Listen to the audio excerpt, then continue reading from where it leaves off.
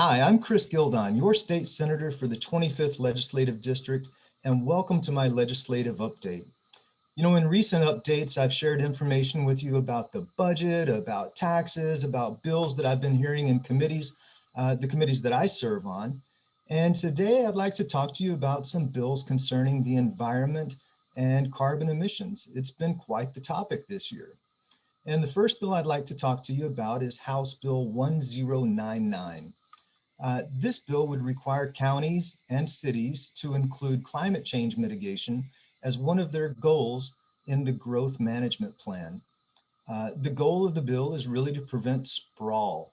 Supporters say that this will reduce carbon emissions, basically by forcing people to live in higher density areas. They're going to have to travel less, and then that less travel will result in lower carbon emissions. That bill passed the House with a 56-41 vote, and it is now scheduled to be voted out of the Senate Housing Committee on March 24th. Next, Senate Bills 5126 and 5373 are two competing proposals about carbon taxes, and they've really divided the Democratic caucus. 5373 is really pretty simple. It charges a carbon pollution tax on the sale or use of fossil fuels. The tax begins in 2022 and costs $25 per metric ton and increases that annually by inflation plus an additional 5%.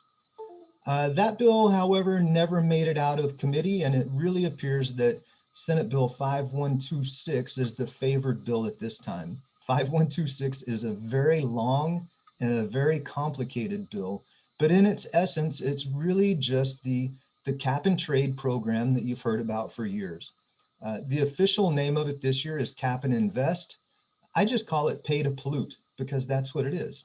The bill creates a certain amount of credits for the emission of greenhouse gases, which will be sold at auction to businesses designated as emission intensive trade exposed, or EITE. The businesses would bid for and purchase greenhouse gas credits at the state-run auction. They would then be authorized to emit that amount of pollution. And if they go beyond that amount, they would have to pay an additional fee. California's had this in place for a number of years, and the data really shows that it's had negligible effect on reducing greenhouse gases. Here's a chart which shows Washington State's greenhouse gas emissions. And as you can see, 45%, about 45% of all of our greenhouse gas emissions come from transportation. That's why it's so important to ensure that we maintain our transportation infrastructure. Every minute you're sitting idle in traffic on I-5 or 167, it's not only a waste for you, but it's also needless pollution. That brings me to our final bill, a bill that I'm happy to be co-sponsoring this year and that will assist with a healthy environment, and it is still progressing this year. Senate Bill 5000 passed the Senate unanimously and is working its way through the House right now. This bill creates a hydrogen fuel cell electric vehicle pilot program. Most people aren't aware, but hydrogen-powered zero-emission vehicles actually exist on the commercial market.